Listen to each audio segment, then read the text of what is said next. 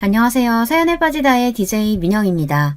오늘도 구독과 좋아요 버튼 잊지 말고 눌러주시고요. 그럼 오늘의 사연 바로 시작해 볼게요. 안녕하세요. 저는 결혼 6개월 차 한창 신혼을 만끽하고 있는 예비 엄마랍니다. 이제 막 임신 6주가 되었죠. 남편은 제가 불면 날아갈까 쥐면 으스러질까 아주 걱정이 태산이라서 요즘은 출근도 못하고 재택근무 중이랍니다. 임신 초기에는 조심해야 할 것들이 많다고 친정 식구들까지 아주 눈에 불을 켜고 저를 지키는 중이라 하루 종일 잔소리만 듣는 것 같아요. 남편은 아주 오래전부터 잘 알고 지낸 사람으로 큰오빠의 가장 친한 친구였어요.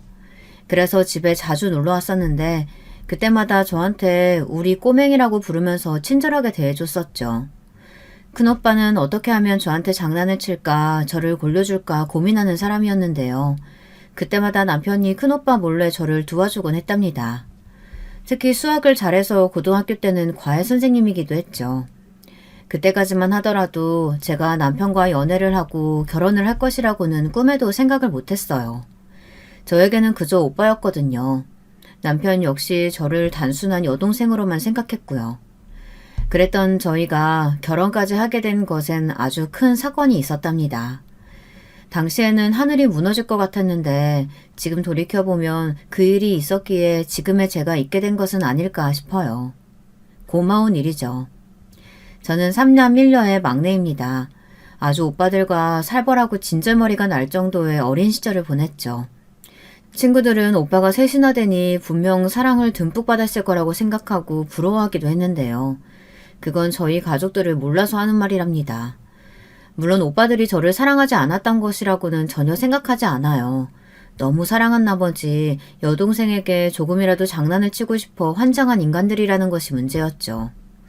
오빠들이 저지른 만행을 하나씩 이야기하면 끝도 없어요. 오죽하면 저의 가장 친한 친구는 저희 집에 CCTV를 달아두고 보고 싶다고 말했을까요? 하지만 그런 오빠들도 친정 아버지에 비하면 아무것도 아니랍니다. 발끝에도 미치지 못할 정도죠. 친정 아버지는 괴짜 그 자체예요. 4차원이다 라는 말로도 부족한 사람이죠. 얼마 전에 우연히 인터넷에서 짧은 동영상을 몇 개 봤는데요. 그 중에서 외국의 한 아버지가 사춘기 딸의 버릇을 고쳐주기 위해서 딸아이가 평소 입는 옷이며 화장을 똑같이 하곤 말투와 행동까지 그대로 흉내내는 영상이 있더라고요. 거울 치료하는 것처럼 말이죠.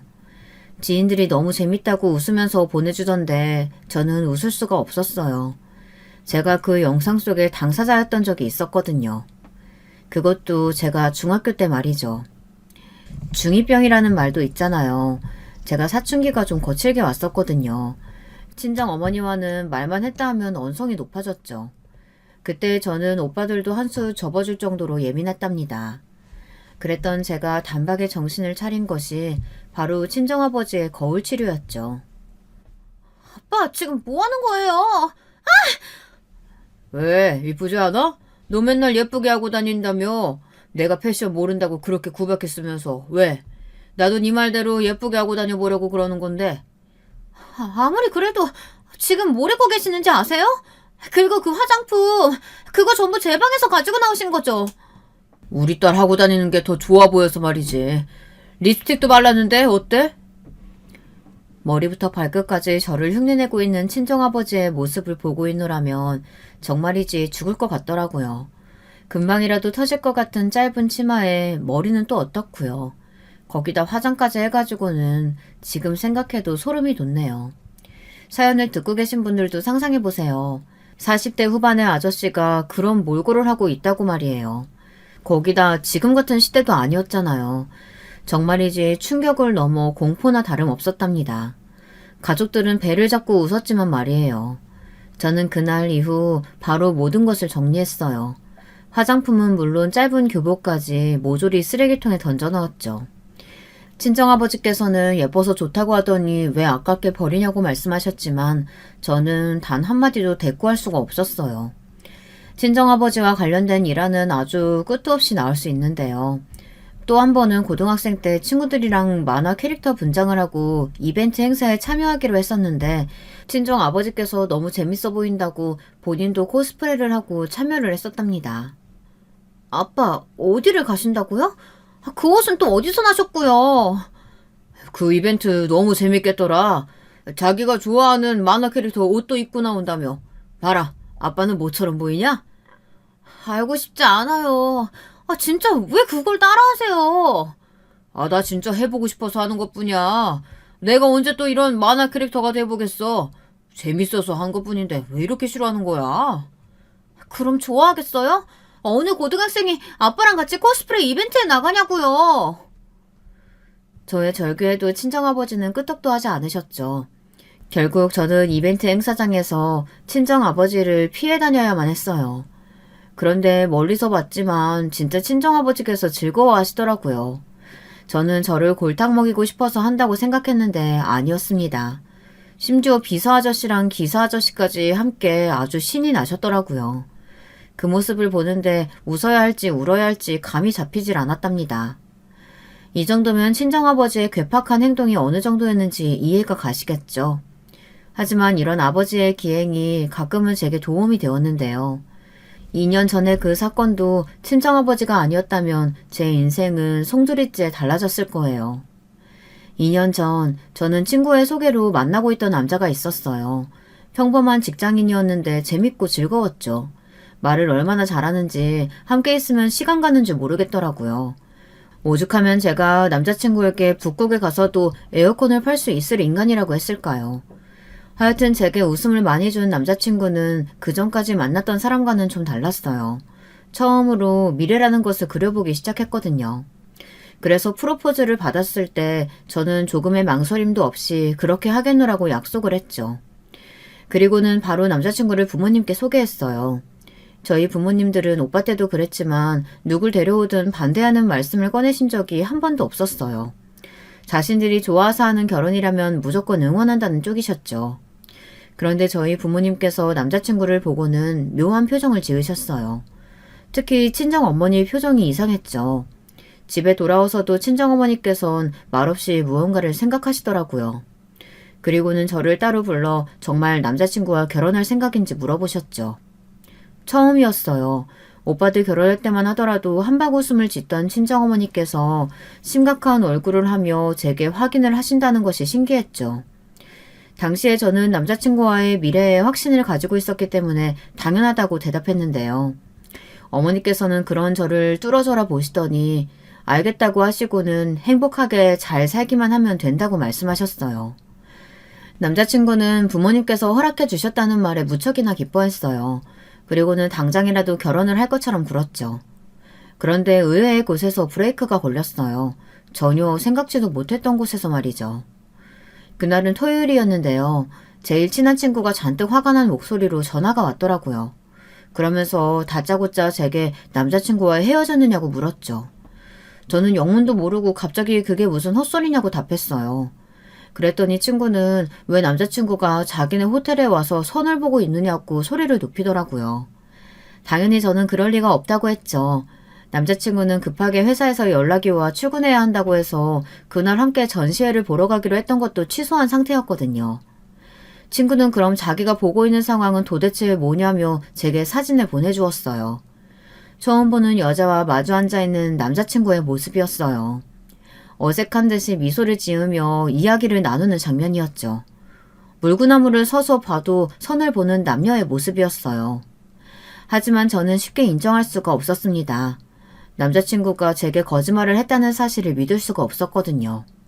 그래서 거래처 사람일 거라고 말했지만 속으로는 어느 정도 의심을 하고 있었죠. 친구는 자신이 똑똑히 들었다고 하며 열을 내기 시작했어요. 도대체 이게 무슨 일인가 싶어 직접 자신이 서빙을 나갔다는 말까지 하더군요. 처음 일을 배울 때를 제외하고는 해본 적 없는 일까지 하며 두 사람의 이야기를 듣기 위해 가까이 다가갔던 친구는 확실하다며 단호하게 말했어요. 결혼하자고 했다며. 프로포즈까지 했다는 인간이 지금 다른 여자 만난다는 게 말이 되는 소리야? 너 당장 이리로 와봐. 와서 이 새끼 쥐어 뜯어놓던가 하라고. 혼자 못하겠으면 내가 도와줄 테니까. 그래봤자 너희 호텔에 뭐가 좋다고. 내가 따로 연락해서 이야기할게. 이 상황에서 우리 호텔 이미지 챙겨줄 정신이 어디 있냐? 네가 안 하면 내가 하리? 친구는 당장이라도 남자친구의 머리채를 잡을 기세로 이야기했지만 저는 오히려 담담하게 알아서 해결하겠다고 말했어요. 대신 부모님이나 오빠들에게는 절대 말해서는 안 된다고 하면서요. 그렇게 전화를 끊고 나니 좀 허탈하더라고요. 프로포즈를 받고 결혼을 약속한 것이 고작 일주일밖에 되지 않았는데 꿈인가 싶기도 했어요. 그렇게 잠시 소파에 누워있던 저는 친구에게서 받은 사진을 고스란히 남자친구에게 전송했습니다. 다른 말은 하나도 하지 않았어요. 얼마나 지났을까 남자친구로부터 전화가 왔죠. 저는 당연히 받지 않았고요. 남자친구도 발등에 불이 떨어졌다고 생각이 들었는지 계속해서 전화를 하더군요. 저는 6번째 벨이 울리고 나서야 전화를 받았습니다. 네가 무슨 이야기 들었는지 모르겠지만 아니야. 자기가 생각하는 거랑 전혀 달라. 내가 다 설명할 수 있어. 그러니까 제발 좀 만나자. 고작 지금 이 상황에서 할 말이 그뿐이야? 회사 일에 선을 보는 것까지 포함되어 있는 줄은 몰랐네. 거짓말한 건 진짜 미안한데 나도 이런 일이 있을 줄 몰랐어. 진짜야. 남자친구는 누나가 소개시켜줄 사람이 있다는 말에 조금도 의심하지 않고 나갔었다고 말했어요. 남자친구의 누나는 결혼해서 1년도 못 살고 이혼을 했었거든요. 남자친구는 그런 누나에게 재혼하고 싶은 사람이 생겨서 그러니 함께 봐달라고 해서 나왔다고 했죠. 그렇게 알고 나갔는데 사실은 선을 보는 자리였다고 아주 열변을 토하며 제게 설명을 하더군요. 남자친구의 설명을 듣는데 있을 법한 이야기라는 생각은 들었어요. 하지만 제일 중요한 사실이 빠져 있었죠. 왜 형님이 남자친구를 속여가면서까지 선을 보도록 만들었냐는 것이었어요. 형님이 왜 당신을 속여가면서까지 그런 자리를 만들었는데? 나랑 결혼한다는 소리 아직 집에는 안 했어? 부모님께 나 소개시켜주고 싶다고 했잖아. 아, 그거 당연히 집에 이야기했지. 그런데 다들 바빠서 좀처럼 시간을 맞추기가 어렵더라고. 누나가 왜 이렇게 나오는지는 글쎄 나도 잘 모르겠어. 남자친구는 제 질문에 허둥거리며 대답을 했어요. 그 말을 듣고 있노라니 이 사람이 숨기는 것이 있구나 싶은 생각이 들었죠. 그렇게 청산유수가 따로 없이 말을 줄줄 하는 사람이 더듬거리며 대답한다는 것이 딱 느낌이 오더라고요. 저는 남자친구에게 거짓말하지 말고 솔직하게 이야기해달라고 다그쳤어요. 처음에는 숨기는 것 없다고 부정하던 남자친구는 끈질긴 저의 추궁에 결국 속 시원하게 털어놓았습니다. 집에서 저를 반대한다고 말이죠. 사실 처음 만남을 시작했을 때 우연히 전시회장에서 시부모님을 만난 적이 있었는데요.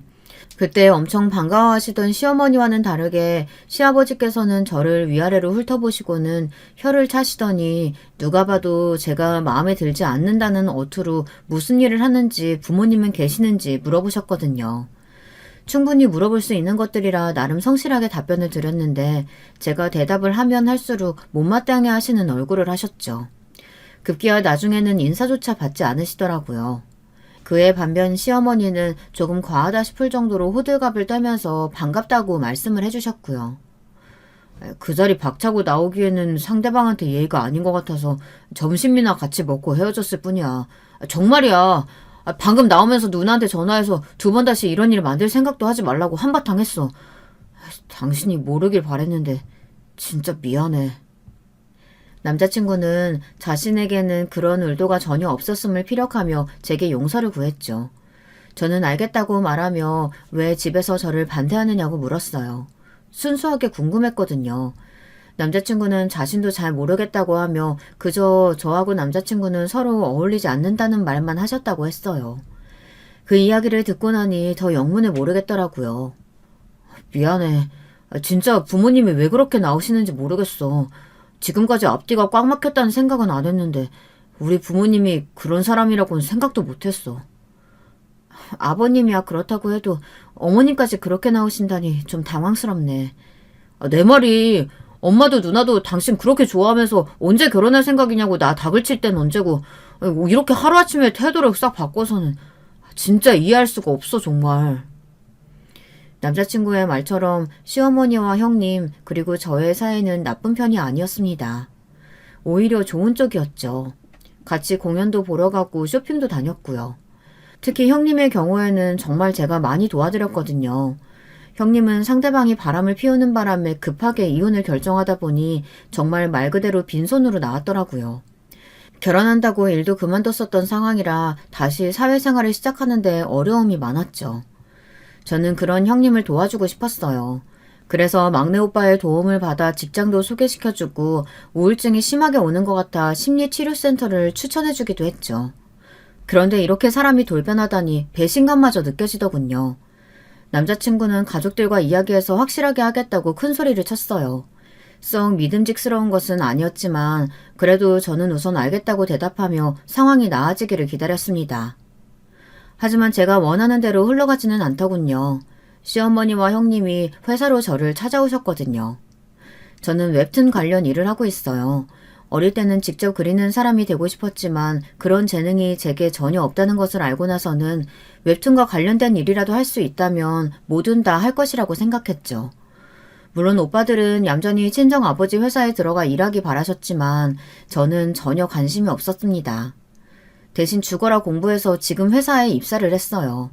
여담이기는 하지만 친정아버지께서는 대리일 사이로 들어오셔서 회사를 물려받아 지금의 위치까지 올려두신 분이었어요. 항상 친정아버지께서는 능력도 없으며 회사에 숟가락 얹을 생각은 절대 하지 말라는 주의였어요. 그래서 퇴임하실 때도 큰오빠는 아니었으면 전문 경영인에게 넘겨줄 생각도 하셨답니다. 시어머니와 형님이 찾아오신 그날은 장시간 회의로 잔뜩 지쳐있는 상태였어요. 갑자기 회사 근처라고 하시면서 시어머니께 전화가 왔답니다. 당장 카페로 내려오라고 말이죠. 저는 저를 계속 피하시던 분이 무슨 바람이 불었나 싶어 바로 내려갔어요. 시어머니와 형님이 기다리고 있는 곳으로 들어서자 잔뜩 굳은 얼굴에 두 분이 보였습니다. 저는 평소처럼 밝은 목소리로 인사드렸죠. 비록 섭섭한 부분은 많았지만 그래도 시댁 식구인데 잘 보이는 것이 좋겠다 싶어 꾸며낸 목소리였답니다. 그런데 시어머니와 형님은 시큰둥한 반응으로 앉으라는 말조차 하지 않으셨어요. 어머니, 형님, 그동안 잘 지내셨어요? 미리 연락이라도 해주시지. 그럼 같이 점심이라도 먹었을 텐데. 점심은 먹고 왔다. 같이 먹을 이유가 뭐 있다고.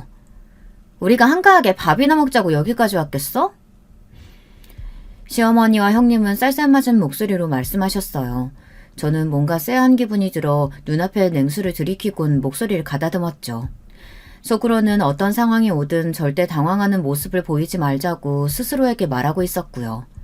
잠시 침묵이 흘렀어요. 어느 누구도 이야기를 꺼내지 않았죠. 얼마의 시간이 흘렀을까. 시어머니께서는 더 이상은 견딜 수 없다는 듯 빠른 속도로 준비된 말들을 쏟아냈어요. 어찌나 빠른 속도로 말씀하시는지 듣는 제가 다 숨이 찰 정도였답니다. 거기다 그 말씀이라는 것이 한 번도 생각해 본 적 없는 문제라 저는 다짐했던 것과는 다르게 당황하고 말았답니다. 너랑 우리 아들 아무래도 인연이 아닌 것 같으니까 서로 각자 갈 길 가자.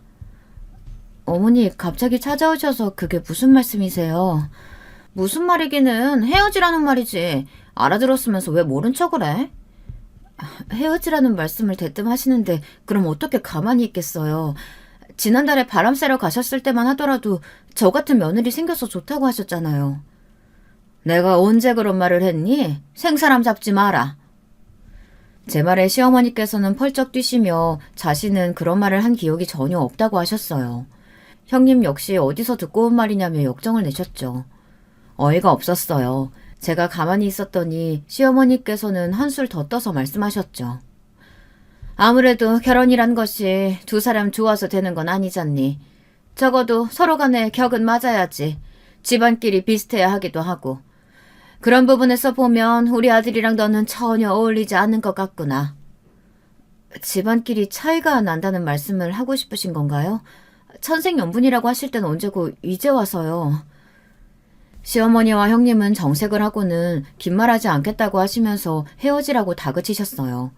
제가 로맨스 웹툰을 담당하고 있다 보니 작품 속에서 이렇게 직장으로 찾아와 헤어지라고 말하는 경우를 보기는 했지만 실제로 이런 일이 벌어진다는 것은 상상도 못했거든요. 그 와중에 저는 역시 웹툰이나 웹소설의 이야기가 현실에 아예 없는 것은 아니라는 생각이나 하고 있었답니다. 저는 집안 수준을 언급하는 두 분을 말없이 가만히 보기만 했어요. 집안의 수준이라니, 격이라니. 형님과 시어머니께서 과연 우리 집에 관해 알고 하는 말인가 싶더라고요. 왜 말이 없니? 헤어지라는데 알겠다는 말은 해야 될 거 아니야. 사실 너도 이렇게 한쪽으로 기우는 결혼하면 좋을 거 하나 없다. 우리 아들 하나 보고 시집와서 계속 식구들 눈치만 봐야 할 거 아니야. 지금 제가 만약 포기하지 않는다면 시집살이 시키겠다고 겁을 주시는 건가요? 말 되게 이상하게 하네. 우리가 언제 겁을 줬다고 그래. 그리고 양심이 있으면 당연히 눈치 보고 설설 기워야지. 막말로 길 가는 사람들 붙들고 물어봐. 내 동생이 100번 1000번 아깝다고 할걸? 저도 모르게 튀어나온 비아냥거림에 형님이 바로 발끈하시며 제게 삿대질을 하더군요. 본인들도 찔리는 것이 있는지 얼굴이 붉어진 채로 언성을 높이는 모습이 우습기만 했죠. 저는 솔직하게 형님을 바라보며 그간 제가 도와드린 일이 얼마인데 이렇게 나오실 줄은 몰랐다고 말했어요. 그리고 선을 봤다는 사실까지 알고 있다고 했죠. 제가 그 사실을 알고 있다는 것까지는 못 들었는지 형님과 시어머니는 입을 떡하니 벌리곤 대꾸를 못하더라고요. 하지만 이내 뻔뻔스럽게 고개를 들고는 저를 가르치려는 말투로 거기까지 알면서 헤어지지도 않고 버티느냐고 하더라고요. 저는 시원하게 고개를 끄덕이며 알겠다고 하곤 자리에서 일어났습니다. 시어머니와 형님은 헤어지는 것 확실하냐고 물었지만 저는 대답도 하지 않고 나와버렸죠. 두 사람이 저를 찾아왔었다는 이야기를 남자친구에게 하자 자신은 전혀 모르는 일이라고 펄쩍 뛰더군요. 저는 남자친구에게 헤어지고 싶다면 확실하게 이야기하라고 했어요. 사실 낮에 일이 그리 유쾌하지 않았거든요. 형님과 시어머니 앞에서는 말대꾸까지 하며 강한 척 이야기했지만 속이 말이 아니었어요. 무엇보다도 집안을 들먹거리며 말씀하시는 것에 화가 치밀어 올랐죠. 그 와중에도 바보같이 저는 남자친구와 헤어진다는 것을 상상할 수가 없겠더라고요. 아마 사연을 듣고 계시는 분들은 무슨 저런 머저리가 다 있나 하실 겁니다. 답답하시겠죠. 저 역시도 누군가 이런 이야기를 한다면 가슴을 치며 당장 그만두라고 했을 것 같거든요. 그런데 당사자가 되니 그게 쉽지 않더라고요. 머리로는 이런 상황에서 헤어지는 것이 맞지 않을까 싶으면서도 막상 그 이야기가 입 밖으로 나오지는 않더라고요. 저는 남자친구에게 가족들이 반대하는 결혼을 이렇게 우리끼리 우긴다고 될 일은 아닌 것 같다고 말했어요. 남자친구는 그게 무슨 소리냐며 자신이 설득할 수 있다고 믿어달라고 했죠. 얼마 전까지 믿어달라고 했지만 결과는 같잖아. 그런데 뭘 또 믿어달라고 해. 회사까지 찾아와서 헤어지라고 말할 정도인데. 그건 정말 미안해. 그렇게 무턱대고 움직이실 줄은 상상도 못했어. 내가 다 알아서 할게. 우리 서로 좋잖아. 같이 있으면 즐겁고 서로 생각도 비슷하고 우리가 이렇게 좋다는데 부모님 반대 정도야 금방 넘을 수 있어. 남자친구는 과하다 싶을 정도로 단호하게 우리가 결혼해야 한다고 말했어요. 마치 눈에 불꽃이 튀기는 것 같은 기분이 들었죠. 그걸 의심했어야 하는데 저는 그 상황에서 남자친구가 정말 저를 사랑해서 함께하고 싶나 보다 착각을 하고 말았답니다. 그리고 남자친구의 기세에 밀려 알겠다고 대답했죠. 남자친구는 그럼 그 일은 자신에게 맡기고 신혼여행을 어디로 갈지 생각해보자며 화제를 돌렸어요. 그렇게 이야기를 하고 약 일주일이 흘렀죠. 작가님과 미팅을 마치고 회사로 들어오는데 시어머니와 형님께서 회사 로비에 계시더라고요. 저를 보자마자 큰 소리로 저를 부르시더군요. 그러더니 빠른 걸음으로 다가오셔서는 어디를 갔다가 이제 오느냐며 한참을 기다렸다고 툴툴거리셨죠. 얼굴이 화끈거렸어요. 함께 갔던 동료에게 양해를 구하고 저는 두 사람을 그때 그 카페로 데리고 갔어요. 자리에 앉자마자 뭐가 그렇게 바빠서 얼굴 보기 힘드냐고 한 소리 하시는 시어머니를 보며 저는 무슨 일로 여기까지 오셨냐고 물었죠. 물론 또 하실 말씀이 남았냐는 말도 덧붙여서요. 제 말이 끝나기 무섭게 시어머니께서는 예상치도 못했던 말씀을 꺼내셨어요. 저는 순간 제기가 잘못된 것은 아닌가 싶었죠. 우리가 생각이 짧았어. 네가 우리한테 얼마나 잘했는데 잊고 큰 실수를 했다. 미안하다. 마음 상한 거 있으면 풀고 없던 일로 하자. 그때는 연락도 없이 오셔서 헤어지라고 하시더니 이번에는 뭐예요? 헤어지지 말라니. 갑자기 왜 마음이 바뀌셨어요? 어울리지 않는다고 수준 맞는 사람이랑 결혼하라고 하셨잖아요. 옳게. 어른이 실수했다고 미안하다고 하잖아. 그런데 뭘 그렇게 캐묻고 그래. 취조하는 것도 아니고. 이럴 때는 그냥 못 이기는 척 알겠다고 하고 넘어가는 거야. 자기 그렇게 꽉 막힌 사람 아니잖아. 너무 손바닥 뒤집듯이 쉽게 말씀하시니까 저도 알아야겠다 싶어서요. 그날 저에게 헤어지겠다고 확실히 말하고 가라며 붙들기까지 하셨잖아요. 그런데 이제 와서 실수라니. 제가 뭘 믿어야 하는 건가 싶어 여쭤보는 거죠. 그럴 권리 정도 있지 않을까요? 지금 같은 상황에서? 저는 최대한 평온하게 물었어요. 속으로는 무슨 이런 황당한 일이 있나 싶었지만 적어도 겉으로는 그런 내색을 하지 않으려고 했죠. 시어머니와 형님은 제 질문에 대답도 하지 않으시고는 무조건 저더러 사과를 받아들이라는 식으로 말씀하셨어요. 저는 기가 찼죠. 사과라는 것이 받는 사람 마음이지 하는 사람 마음대로 하는 것은 아니잖아요. 두 분은 제게 헤어지라는 말을 할 때와 마찬가지로 윽박지르며 사과를 받으라는 식으로 말했어요. 하지만 제가 끝까지 마음이 바뀐 이유에 대해 듣고 싶다고 말하자 한심을 내쉬며 말씀하셨어요. 그냥 좀 알겠다고 넘어가면 안 되는 거야? 뭘 그렇게 알려고 해? 둘이 좋아 죽는다는데 우리가 반대할 이유 없겠다 싶어서 그래. 그리고 그 녀석이 얼마나 열심히 설득을 하는지. 그렇게 좋아하는데 우리가 너무했다 싶더라고. 내 아들이 그렇게나 널 좋아하는 줄도 모르고 내가 아들 마음에 상처 줄 뻔했지 뭐야. 그러니까 그냥 네가 이해하고 넘어가렴. 남자친구가 어떤 말로 설득했는진 몰라도 시어머니와 형님의 마음이 바뀐 것은 확실한 것 같았어요. 저는 알겠다고 말하고는 회사로 들어가 봐야 한다며 카페를 나왔습니다. 솔직히 저는 이 모든 상황들이 의심스러웠어요. 너무 쉽게 마음이 바뀐 것 같아 개운하지 못했죠. 삐걱삐걱 소리를 내며 상황이 돌아간다는 느낌을 받았습니다. 남자친구는 자신만만해하며 저를 집으로 초대했어요.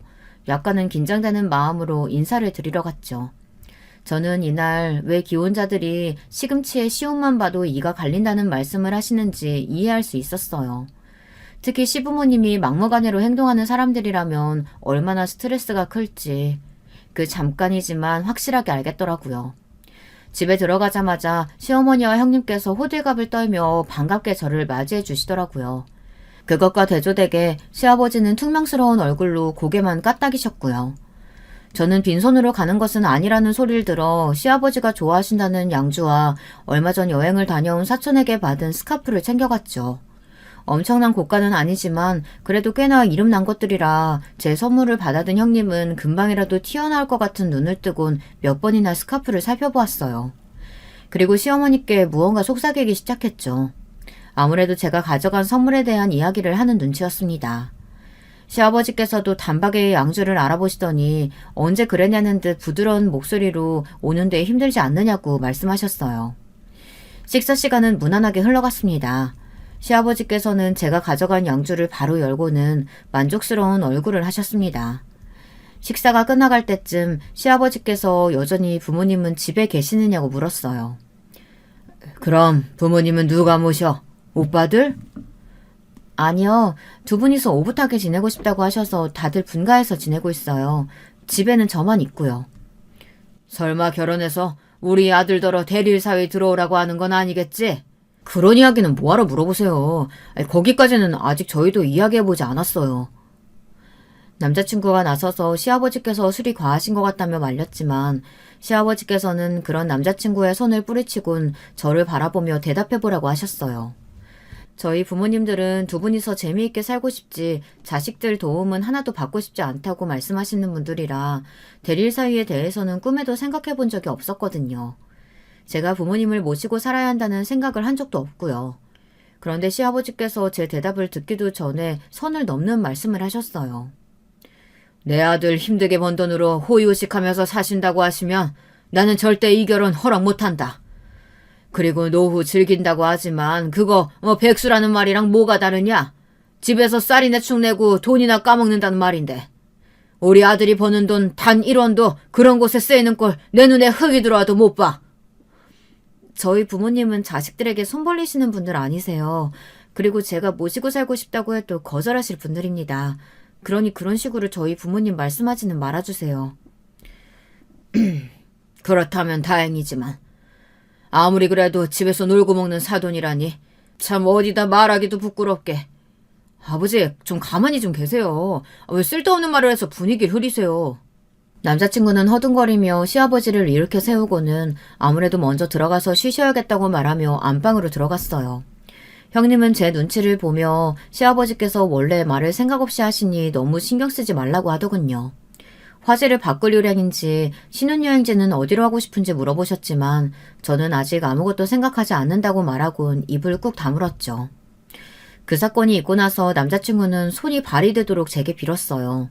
시아버지께서 평소에도 술을 드시면 말하고 싶은 대로 쏟아내는 편이라 그날도 자신이 무슨 소리를 하셨는지 전혀 기억을 못하고 계시다며 저더러 한 번만 용서해달라고 했죠. 보기에도 전혀 술에 취한 사람 같지 않았는데 그게 무슨 소리냐고 했더니 겉으로는 그렇게 보여도 사실은 술도 약하시고 금방 취하신다고 설명했죠. 시아버지께서 술이 깨고 나서 본인이 하셨던 말을 전해 듣고 제게 직접 사과하고 싶다고도 하셨지만 제가 불편할 것 같아 남자친구가 대신 사과한다고 하더라고요. 결혼에 관해 여러 가지 사건을 겪으면서 저는 점점 남자친구와의 결혼이 과연 옳은 것인지에 대한 의심이 들기 시작했어요. 그리고 남자친구를 처음 만나고 어머니께서 꼭 이 사람과 결혼을 해야 하냐고 물어보셨던 것도 기억이 났고요. 제가 그런 고민을 하고 있던 것과는 반대로 남자친구는 내일이라도 결혼할 것처럼 전투적으로 나섰어요. 그리고는 저를 보며 메리지 블루가 온 것 아니냐고 했죠. 갑자기 다른 사람과 가족이란 이름으로 묶인다는 것이 얼마나 신경 쓰이고 걱정되겠어. 자기 마음 충분히 이해해. 다른 신부들도 다 한 번씩은 겪는 일이라고 하더라. 그래도 막상 식장 들어가면 아무 생각 안 날 거야. 그러니까 걱정 말고 나 믿고 결혼 준비하는 거야. 알겠지? 저는 남자친구의 말에도 일리는 있다고 생각했어요. 결혼한 친구들도 메리지 블루 때문에 힘들었다고 하더라고요. 저는 결혼을 허락받는 과정에서 정신적으로 힘든 일이 많아서 그런가 보다 하고 떨쳐내려고 했죠. 당시 저희 부모님께서 결혼기념일을 맞아 해외여행을 떠난 상태셨어요. 그래서 상견례 날짜를 잡기가 꽤나 힘들었죠.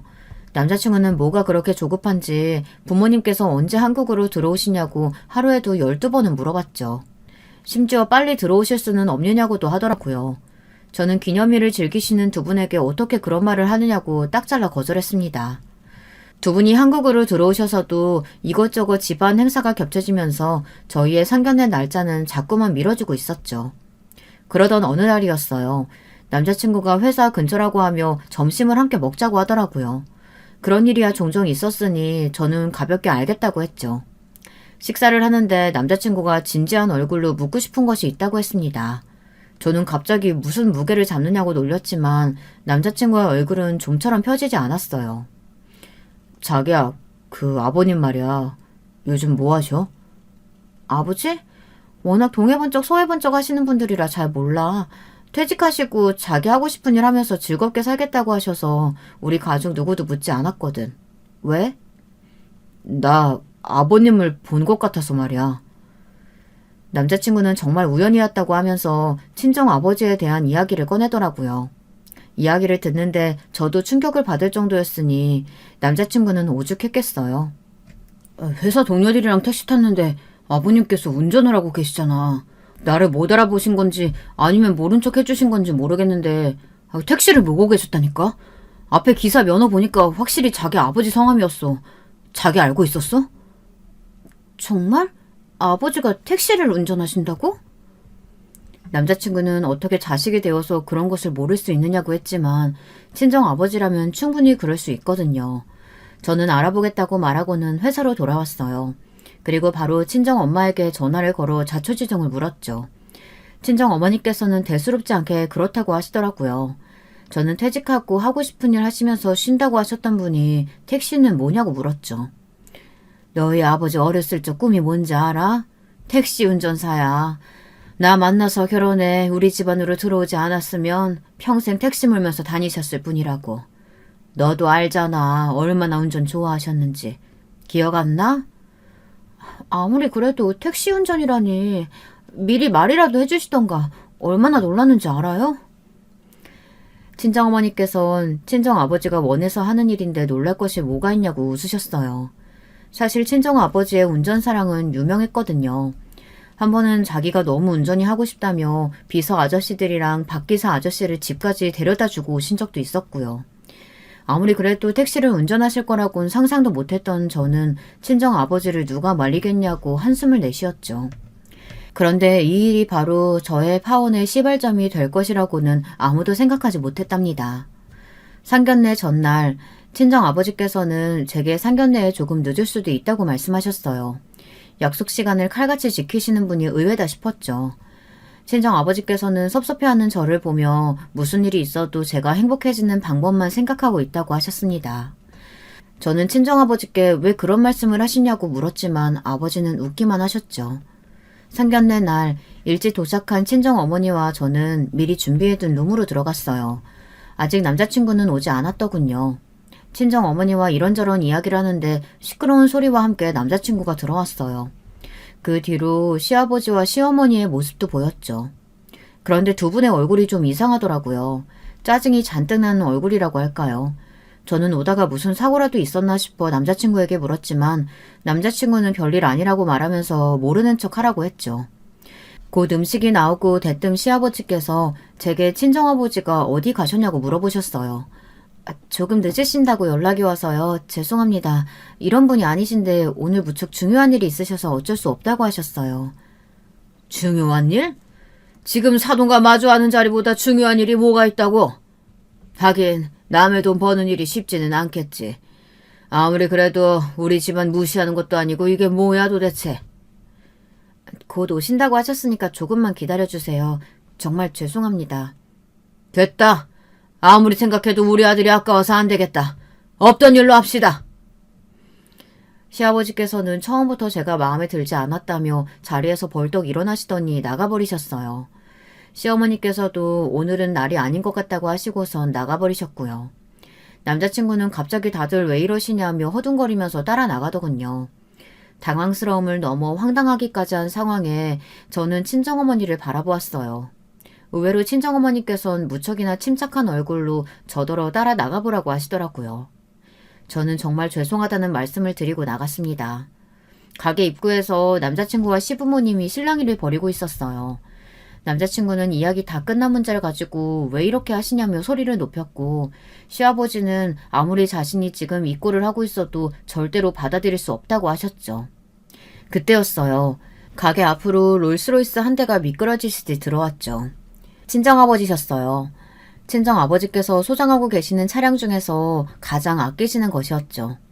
곧 박기사 아저씨가 내리시더니 저를 보고 가볍게 인사를 하셨어요. 분명 큰오빠 차를 운전한다고 들었는데 갑자기 이게 무슨 일인가 싶더라고요. 거기다 더 어처구니 없는 것은 박기사 아저씨께서 뒷문을 직접 열어주고 계셨다는 것이었어요. 원래 친정아버지께서는 기업가 모임이 아니고서야 절대 이런 식으로 차에서 내리신 적이 없으셨거든요. 하지만 그런 아버지의 모습에 당황하는 사람은 저뿐만이 아니었어요. 박기사 아저씨가 제게 인사를 하는 순간부터 시아버지의 얼굴이 굳어가기 시작하시더니 친정아버지께서 차에서 내리시자 턱이 빠진 사람처럼 입만 벌리고 계시더라고요. 차에서 내린 친정아버지는 과거 출근하셨을 때와는 조금도 다르지 않은 모습으로 미소를 지으며 제게 손을 흔드셨죠. 그리고는 벌써 상견례가 끝이 났냐면서 늦어서 죄송하다는 말씀을 건네셨어요. 시아버지께서는 친정아버지가 내민 손을 물끄러미 바라보시더니 사시나무 떨듯 몸을 떨기 시작하셨죠. 어제 직접 제가 있는 곳으로 와서 좋은 말씀 많이 해주셨는데 제가 대접을 못해드린 것 같아서요. 간만에 어깨에 힘 좀 줘봤습니다. 과하다 생각하지는 말아주세요. 두 분 어제 만나셨어요? 아버지 계신 곳으로 오셨다니 그건 또 무슨 말씀이세요? 어제 사돈께서 몸소 내가 있는 택시회사로 오셨더라고. 너도 알고 있다고 들었는데 퇴직 후 무료하기도 해서 소일거리 삼아 택시 몰고 다니는데 어떻게 하셨는지 그 회사로 오셨더라고 사돈께서. 친정아버지의 말씀이 이어질 때마다 시아버지의 얼굴은 시퍼렇게 질려가다 못해 금방이라도 쓰러질 것처럼 식은땀마저 흘리고 계셨죠. 친정아버지께서는 그런 시아버지를 바라보시면서 웃고 계셨지만 저는 그 웃음이 무엇을 의미하는지 금방 알 수 있었어요. 아버지께서는 잔뜩 화가 나신 상태였죠. 딸, 너도 알고 있었니? 사돈께서 몇 년 전까지만 하더라도 사업을 하셨을 정도로 수완이 좋았다고 하시더구나. 그래서 나름 기사도 쓰면서 사셨다는데 혹시 들어본 적 없니? 그런 이야기는 처음 들어요. 이게 다 무슨 소리야? 나한테 그런 말 한 적 없잖아. 예전에 좋았었다는 이야기를 뭐하러 해. 지금이 중요하지. 그래서. 아니지. 그 이유가 아니지 않나 자네. 뭐 그 이야기는 나중에 하고. 하여튼 어제 너희 사돈께서 과거가 그리우셨는지 대뜸 나한테 와서 이따위 택시나 몰지 말고 자기 기사나 하라고 말씀하시더구나. 얼마나 친절하신지. 안 그러냐 딸? 저는 너무 어이가 없어서 친정아버지의 말씀에 대답도 못하고 시아버지를 바라보았어요. 남자친구는 시아버지께서 알고 하신 말씀은 아닐 거라며 극구 부인하기 시작했죠. 친정아버지께서 워낙 운전을 잘하셔서 그런 말씀을 한 것 같다고 말하며 어떻게든 상황을 넘기려고 했지만 친정아버지께서는 고개를 저으며 말씀하셨어요. 그게 무슨 소린가? 사돈께서 오셔서 자기 아들 등골 빼먹을 생각하지 말고 자기 기사 노릇이나 하라고 하셨는데. 순간 저도 남자친구도 그리고 시부모님도 할 말을 찾지 못했어요. 친정아버지는 부드럽게 제 손을 잡아당기시더니 아무래도 결혼은 무리인 것 같다고 말씀하시며 저더러 친정어머니를 챙겨 내려오라고 하셨죠. 남자친구가 뭐라 말을 하려 했지만 친정아버지께서는 듣고 싶은 말은 그 어떤 것도 없다며 다른 손님들을 위해서라도 조용히 헤어지자고 하셨어요. 저는 집에 오는 동안 정신이 하나도 없었습니다. 친정어머니께서는 이미 알고 계셨는지 편안해 보이셨어요. 저는 왜 그런 일이 있었는데도 말씀하지 않으셨냐고 물었지만 친정아버지께서는 자신까지 찾아와 막말을 하는 시아버지에게 한 방 먹여주고 싶다고 하셨어요. 그리고는 제게 남자친구와의 관계도 정리하는 것이 좋을 것 같다고 하셨죠. 저 역시 그날의 일로 정신이 번쩍 들었기 때문에 아버지께서 말씀하시는 대로 하겠다고 했어요. 다음 날 남자친구는 아침부터 미친 듯이 제게 전화를 걸었지만 저는 받지 않았어요. 저는 온몸이 젖은 몸처럼 무거워 연차를 쓰고 하루 집에서 쉬기로 했죠. 낮에는 주치의 선생님께서 오셔서는 링거까지 주시더라고요. 저는 그렇게 반나절을 잠들어 있었어요. 제가 다시 깨어난 것은 밖에서 들리는 친정아버지의 고함 소리 때문이었어요. 살짝 열린 틈새로 남자친구의 모습이 보였습니다. 저희 아버지께서 실수하셨습니다. 제가 대신해서 사과드릴 테니 제발 결혼을 허락해 주십시오. 그만하지 그래. 자네 속셈 내가 모르고 있다고 생각하나? 자네가 내 딸 뒤에서 무슨 짓 저지르고 있는지, 자네가 왜 우리 딸이랑 결혼하고 싶어 하는지, 자네 부모님이 가지고 있는 빚은 물론 자네가 도박으로 생긴 빚까지 그 모든 빚 청산하고 싶어서 딸아이와 결혼하려는 속셈 모른 줄 알았냐고. 저는 친정아버지의 말에 그만 휘청하고 쓰러질 뻔했습니다. 남자친구에게 빚이 있다는 것도 몰랐지만 그것을 저와의 결혼으로 갚을 생각을 하고 있다는 거는 생각조차 못했거든요. 남자친구는 결혼 이후 그 많은 빚을 제 명의로 돌릴 생각이었던 것 같아요. 그동안 왜 그렇게 무조건 결혼을 외쳤는지, 당장이라도 식을 올릴 것처럼 굴었는지 모든 것이 이해가 되었죠. 저는 문을 박차고 나갔습니다. 그리고는 남자친구에게 달려들어 사정없이 그의 뺨을 내리쳤죠. 순식간의 일이라 남자친구는 방어조차 하지 못했어요. 저는 한 번만 더 내 앞에 나타나면 그때는 모든 것을 다 부숴버리겠다고 소리를 질렀어요. 남자친구는 이런 제 모습에 놀랐는지 뒤도 돌아보지 않고 집을 빠져나갔더라고요. 남자친구를 쫓아내고 나니 저는 진이 다 빠져버려 소파에 쓰러지듯이 누웠죠. 아버지께서는 가만히 저를 보시더니 헝클어진 머리를 정돈해 주시며 제 탓은 아무것도 아니라고 하셨어요. 눈물이 날 것 같았죠. 저는 이 일이 여기서 막을 내린다고 생각했어요. 하지만 그것은 저의 오산이었죠. 남자친구는 이미 제 이름을 도용해서 곳곳에서 도박 자금을 빌렸더라고요. 저도 모르는 사이에 제 이름으로 된 사채가 있더라고요. 도대체 저는 사인을 한 적도 없는데 무슨 수로 그런 돈을 빌렸는지 알 수가 없었어요. 친정 아버지께서는 당장에 고소하자고 하셨고 그때 저를 도와주었던 사람이 바로 지금의 남편이랍니다. 큰오빠에게 이야기를 듣고 왔다며 자신에게 맡겨두라고 살벌한 미소를 짓더라고요. 참 든든했죠. 남편은 남자친구가 제 명의를 도용했다는 증거를 준비해 검찰에 신고했고 사채업자들과의 삼자대면을 통해 돈을 빌린 사람은 제가 아니라는 것까지 만반의 준비를 했답니다. 알고 보니 형님과 남자친구의 합작품이더군요. 남자친구는 어떻게든 한 번만 눈 감아달라고 했지만 저는 그럴 생각이 조금도 없었죠. 남편은 두 번 다시 제 주변에 얼씬도 못하게 하겠다고 하더니 아주 조금의 틈도 주지 않겠다고 했고 실제로도 쉬지 않고 몰아붙이더군요. 덕분에 남자친구는 교도소에 수감되었답니다. 초밤이라 얼마 되지 않아 나오겠지만 아마 더 이상 재기는 불가능하지 않을까 싶어요. 사채업자들이 아주 이를 갈며 기다리고 있거든요. 다른 가족들이 어떻게 되었는지는 모르겠어요. 남편이 똥 밟았다 생각하고 기억에서 치워버리라고 조언해 주었거든요. 그리고 그 말대로 지금의 제가 행복하고 좋으니 기억나지도 않더라고요. 우연히 길에서 마주하지만 않았더라면 사연을 보낼 리가 없었겠죠. 뭐 그래도 괜찮습니다. 지금 이 순간 그 인간과 저의 행복지수 차이가 어마무지하거든요. 마지막까지 제 이야기 들어주셔서 정말 감사합니다. 안녕하세요.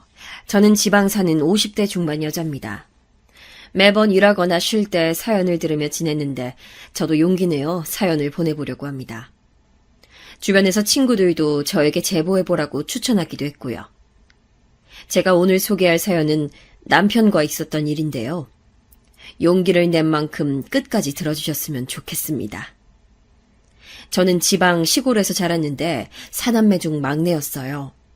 위로는 오빠 2명과 언니 1명이 있었는데 안타깝게도 엄마는 저를 낳고 몸이 안 좋아지셔서 바로 돌아가셨고 아빠가 혼자 사남매를 키우셨어요. 아빠가 혼자 우리를 책임져야 하니 제가 어릴 때는 아빠 얼굴을 잘 볼 수도 없었죠. 일이 끝나면 밤에 또 다른 일을 하셨고 쉬는 날도 제대로 보장받지 못한 채로 정말 열심히 일하셨습니다.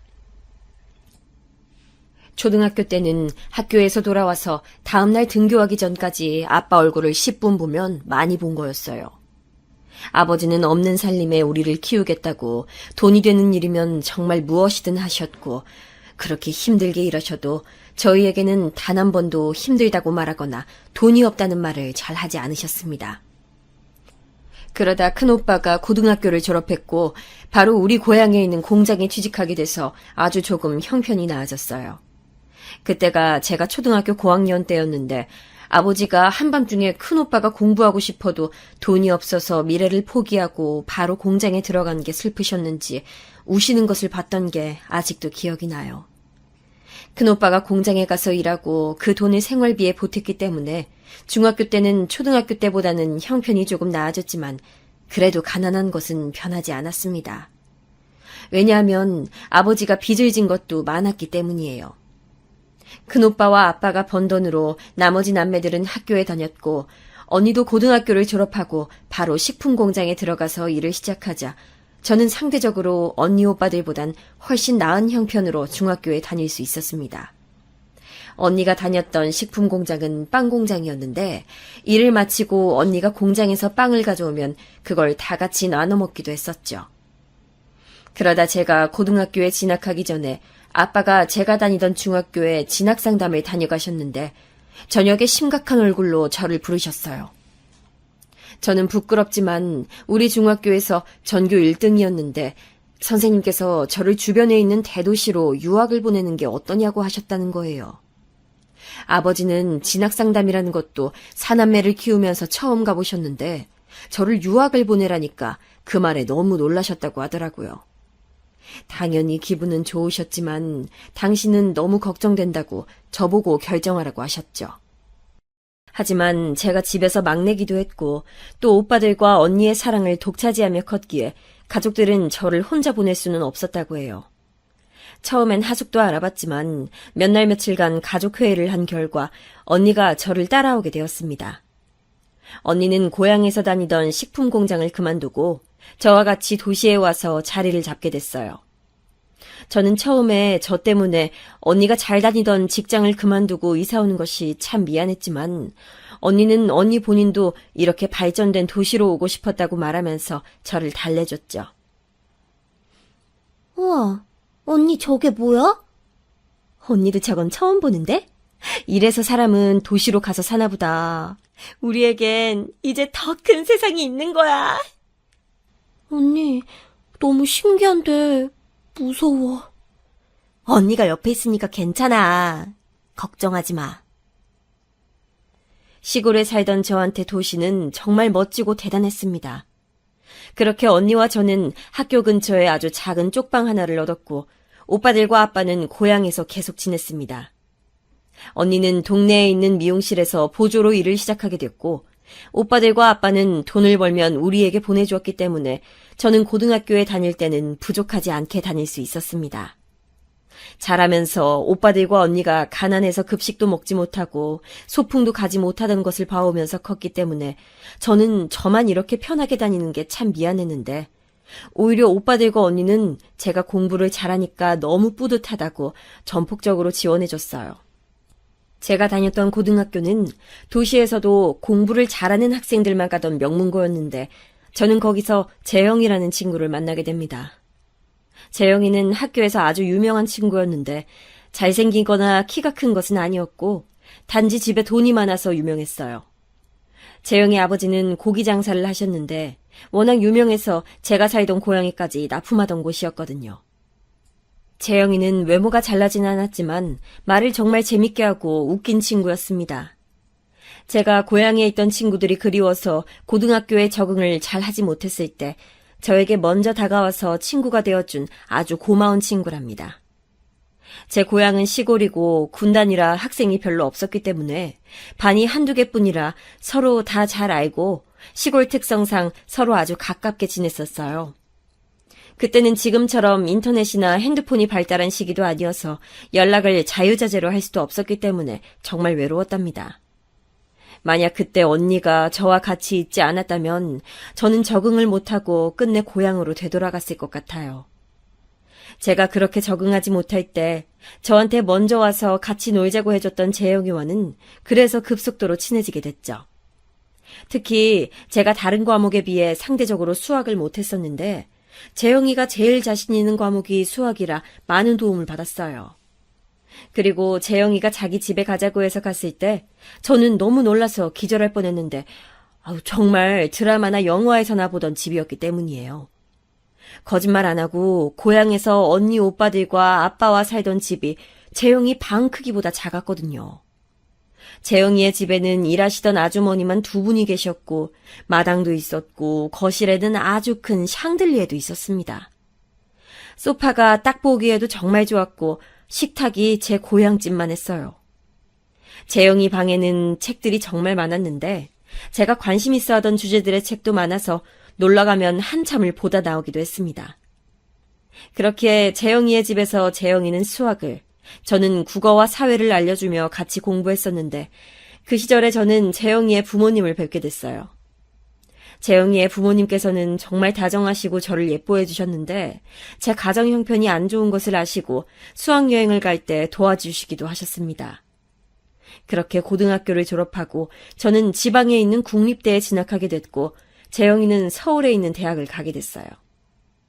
아무래도 거리가 머니까 연락도 점점 끊길 줄 알았는데 재영이는 방학 되면 늘 지방으로 내려왔기 때문에 간간히 연락을 이어나갔습니다. 특히 재영이는 방학에 아버지 일을 돕겠다고 고기 배송을 직접 하기도 했었는데 우리 고향에 갈 때는 저에게 연락해서 같이 트럭을 타고 배송을 하기도 했었죠. 저는 재영이 덕분에 공짜로 편하게 고향에 갈 수 있으니 좋았습니다. 그렇게 저는 도시에서 대학을 다니며 언니와 계속 살았는데 언니가 미용실 단골 손님과 인연이 닿아 결혼하게 되었습니다. 정말 축하했고 좋은 일이었지만 덕분에 제가 혼자 살게 되었는데 저는 그때 외로움이라는 감정을 처음 알게 되었습니다. 타지에서 처음으로 혼자 살게 되었는데 집에 가면 아무도 없는 게 적응이 되지 않더라고요. 그렇게 외롭게 지내다 저는 대학을 졸업했고 전공이 국어국문학과여서 그 도시에서 학원 강사로 일하게 되었습니다. 재영이는 군대에 다녀오고 바로 졸업해서 아버지가 하시던 고기 사업을 이어서 하게 되었고 우리는 거리도 가깝고 원래 친했으나 더 친해지게 됐어요. 그 전까지 저는 재영이가 정말 좋은 친구라고 생각했는데 외로워서 그런가 아니면 재영이가 나이가 들면서 성숙해져서 그런가 남자로 보이기 시작했어요. 우리 친구 그만하고 이제 진지하게 만날래? 다행히 저 혼자만의 생각은 아니었는지 재영이도 저에게 마음을 표현하기 시작했고 우리는 연애로 무난하게 이어졌습니다. 몇 없는 고등학교 친구들에게 이 소식을 전하니 그럴 줄 알았다고 하더라고요. 남자친구로 재영이를 만나면서 놀랐던 점은 제가 생각했던 것보다 더 여유 있는 집이라는 점이었습니다. 그렇기에 저는 오히려 재영이와 결혼하지 않겠다는 생각이 들 정도로요. 물론 그런 부잣집에 시집가면 좋겠지만 저는 우리 집이 가난했기 때문에 꿈도 꾸지 않았습니다. 우리 집은 아버지가 우리를 키우면서 진 빚이 아직도 남아있었기 때문이에요. 사남매 중에 저만 유일하게 대학을 갔는데 등록금 때문에 가족들을 걱정시킬 수가 없어서 대학을 다니던 내내 장학금을 받으려고 죽어라 공부했거든요. 작은 오빠도 고등학교를 졸업하고 바로 공장으로 가서 일했고, 큰 오빠는 그 당시에 공장에서 만난 여자와 결혼해서 분가했었는데 큰 오빠도 사정도 좋지 않았어요. 아버지는 작은 오빠와 둘이 살았는데 아무래도 나이가 드시니 예전처럼 밤낮 없이 일하시기엔 몸이 성치 않으셔서 일 나가시는 날이 적었거든요. 언니도 결혼해서 독립했기 때문에 저는 학원에서 일하며 월급을 받으면 아버지한테 돈을 일부 보냈었습니다. 그래서 저는 그냥 평생 혼자 살면서 빚을 갚으며 살아야겠다고 생각했는데 정말 예상치 못하게 재영이가 저에게 프로포즈했고 저는 결혼까지 하게 됐습니다. 저는 프로포즈를 받고 사실대로 우리 집이 가난하고 나는 아직 책임질 가족이 있다고 말했는데 재영이는 그 빚을 본인이 대신 갚아주겠다고 몸만 오라고 했습니다. 시부모님들도 제가 며느리가 된다고 하니까 정말 좋아하시면서 어릴 때부터 제가 며느리가 되면 참 좋겠다고 생각하셨다고 좋아하셨습니다. 제 우려와는 달리 결혼은 매우 순조롭게 진행됐고 우리 친정가족들은 당연히 행복했어요. 특히 언니가 저에겐 엄마였는데 언니가 너무 좋아해서 저는 정말 다행이라는 생각만 했습니다. 저는 이 사실을 고향 친구들에게 알렸고 고향 친구들은 너무 잘 됐다며 저보고 역시 사람은 도시로 나가야 한다고 하더라고요. 고향 친구들은 대부분 고향에서 가족들이 하던 식당을 이어가거나 본인 가게를 차렸거든요. 그러면서 제가 결혼하는 사람이 고기 납품 사업을 한다니까 본인들 식당 업체를 재영이 업체로 바꿔주기도 했습니다. 이 과정에서 재영이는 수익이 되게 많아졌는데 친구 중에서 고향에서 크게 고깃집을 하는 친구가 있어서 서로 이득을 봐서 저도 마음이 좋았어요. 시부모님은 정말 감사하게도 저를 많이 예뻐하셨는데 우리 아버지 빚도 다 갚아주셨고 저를 공주라고 부르시면서 정말 손 하나 까딱하지 않게 해주셨습니다. 지금 생각해도 시부모님한테는 그저 감사한 마음밖에 들지 않을 정도로요. 저는 시부모님이 저를 예뻐하시니까 제가 나서서 시부모님한테 잘해드렸는데 그게 동네에 소문까지 났더라고요. 사실 저는 시어머니가 제주도에 한 번도 가보지 않으셨다는 소리를 듣고 정말 놀랐었거든요. 그렇게 여유 있게 사시는 분이 왜 가보지 않았는지 몰라서 제가 모시고 여행도 다니고 재영이가 외동이라 시어머니가 딸을 원하셨다고 하셨는데 정말 딸처럼 같이 쇼핑도 가고 맛있는 것을 많이 먹으러 다녔습니다. 시어머니는 아들한텐 이런 것들 기대도 안 했는데 제가 며느리로 들어오고 본인 인생이 너무 즐거워지셨다면서 저에게 항상 고마워하셨죠. 제가 집에서 막내라 애교도 많고 어른들한테 치대는 것도 잘하는데 오빠들과 언니, 아빠한테 하던 것처럼 시댁 부모님께 하니까 그렇게 좋아하셨어요. 재영이가 성격이 좀 무뚝뚝한 면도 있어서 그런 것들은 정말 살면서 경험해 본 적이 없으시다고 하셨죠. 사실 저는 재영이와 결혼해서 기쁜 것보단 이런 시부모님을 만난 것이 더 기쁠 정도였어요. 특히 저는 엄마 없이 컸기 때문에 그런 부분이 되게 콤플렉스였는데 시어머니는 저에게 엄마라고 부르라고 하시면서 정말 많은 애정을 주셨습니다. 아가, 이 옷 어울릴 것 같아서 사왔어. 어머니, 정말 예뻐요. 제가 이런 옷 좋아하시는 건 또 어떻게 아셨어요? 평소에 다니는 것 보면 엄마가 딱 알지. 반면 재영이는 웃기고 말을 잘했지만 공감 능력이 조금 부족했어요. 제가 학원에서 일하면서 스트레스를 받을 때 집에 와서 말하면 그럴 수도 있지. 세상 일이 쉽지 않지 등 말하며 저를 힘 빠지게 하곤 했어요.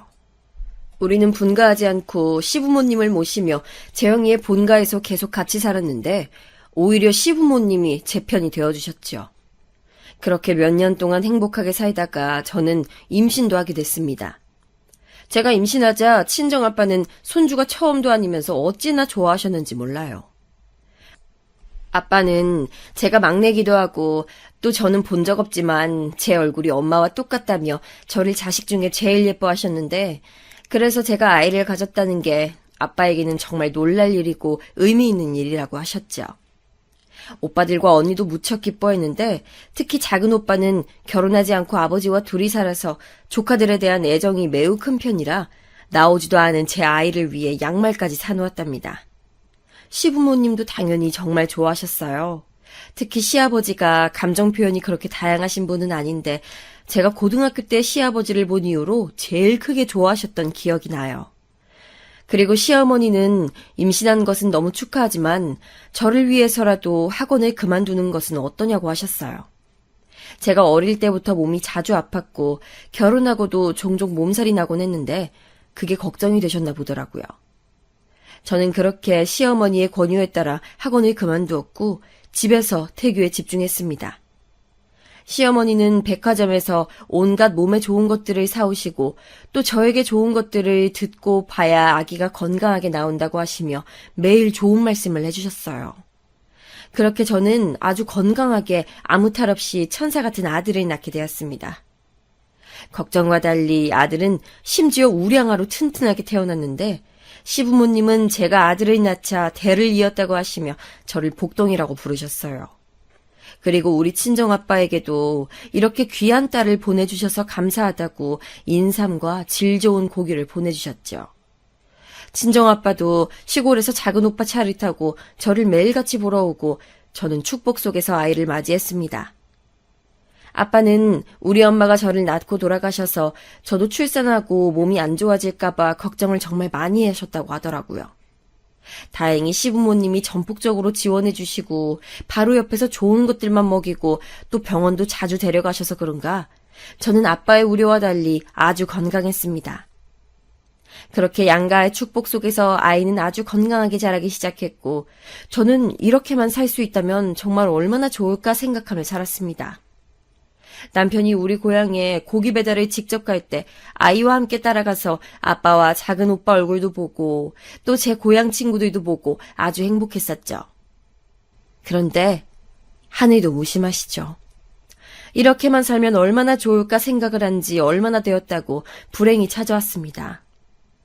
그날따라 아이가 심하게 보채던 날이라 저도 초저녁부터 쓰러져서 아이와 같이 집에서 자고 있었는데 집에서 일하시던 이모님이 급하게 방으로 들어오시더라고요. 보통 방까지 들어오시던 분은 아니라서 무슨 일인가 싶었는데 이모님의 말에 저는 너무 놀라서 아무 말도 하지 못하고 그대로 굳어버렸습니다. 아이고 어떡해요. 이게 무슨 일이야. 지금 장례식장 가셔야 돼요. 사모님하고 사장님 집에 오시다가 돌아가셨어요. 네? 지금 뭐라고 하셨어요? 저도 방금 연락을 받았어요. 빨리 움직여야 돼요. 바로 시부모님이 교통사고가 크게 나서 돌아가셨다고 바로 장례식장으로 가셔야 한다는 이모님의 말에 저는 머리부터 발끝까지 소름이 돋았습니다. 시부모님은 저에게 바로 몇 시간 전에 중요한 약속이 있다고 그거 끝나고 집에 오는 중이라고 하셨기 때문에 저는 더 믿을 수가 없었습니다. 너무 놀라있는 저에게 이모님은 이미 남편은 장례식장으로 바로 가고 있다고 지금 가보시라는 말씀을 해주셨어요. 처음에 저는 너무 놀라 손을 벌벌 떨며 진정할 수가 없었습니다. 하지만 이모님이 계속 정신을 차리라고 말씀해 주셔서 저는 급하게 자는 아들 민수를 데리고 언니와 아빠에게 전화를 걸어 상황을 알렸습니다. 제 주위에 누가 돌아가신 경험이 없어 울며 전화하자 아빠는 저에게 일단 진정하라고 바로 당신께서 오신다고 하셨죠. 언니도 저에게 바로 형부와 오겠다고 집에서 기다리라고 말했고 저는 저를 데리러 온 언니와 함께 장례식장으로 향했습니다. 장례식장에 도착하니 정말 남편이 있었고 저는 아들을 끌어안고 정말 엉엉 울었습니다. 그런 저를 보고 남편도 저를 안고 울고 저는 정말 이 현실을 믿을 수가 없었어요. 여보, 정말 이게 무슨 날벼락이야. 나 진짜 너무 슬퍼. 분명 나한테 전화로 집에 오시고 있다고 하셨는데. 그리고 나중에 들은 말로는 시부모님께서 다녀오신 그 중요한 약속은 바로 저에게 선물을 해주시려고 백화점에 다녀오신 거였습니다. 제가 아이가 크면서 남편이 너무 바빠 육아하느라 정신이 없었는데 그게 안쓰럽다고 몰래 선물을 해주시려고 했던 거였어요. 저는 그 사실을 나중에 알고 정말 얼마나 슬펐는지 모르겠습니다. 정신없이 장례를 치르고 저는 한동안 우울증에 걸리기도 했어요. 저는 앞서 말했듯 남편과 천생연분이라고 느낀 적은 없지만 시부모님은 정말 잘 만났었거든요.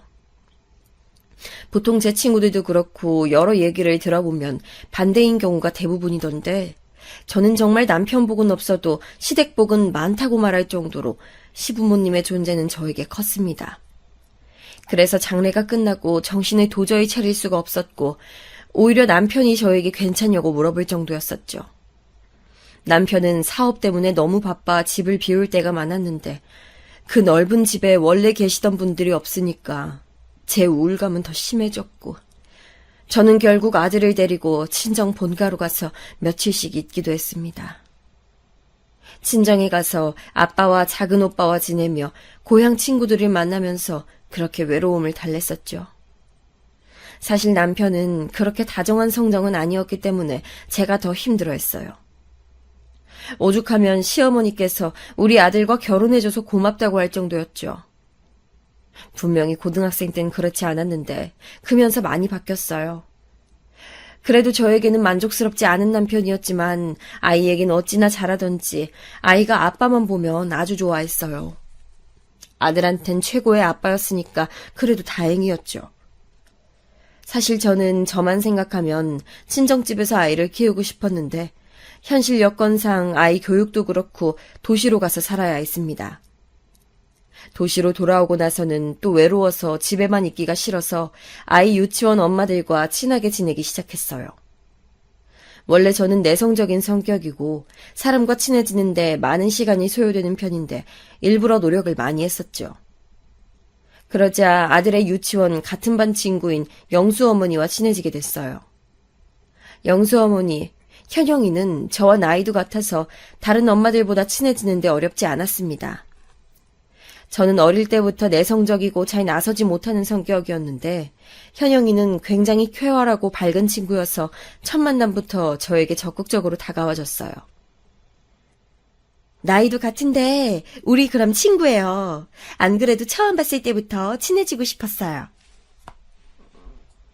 그리고 현영이에게는 참 안타까운 사연이 있었는데 바로 남편이 교통사고로 죽었다는 사실이었습니다. 안 그래도 저는 시부모님이 교통사고로 돌아가셔서 매우 불안정한 상태였는데 현영이도 본인 남편이 교통사고로 하늘나라에 있다고 그 아픔을 잘 안다고 말해주니까 저는 급속도로 현영이와 가까워지게 됐어요.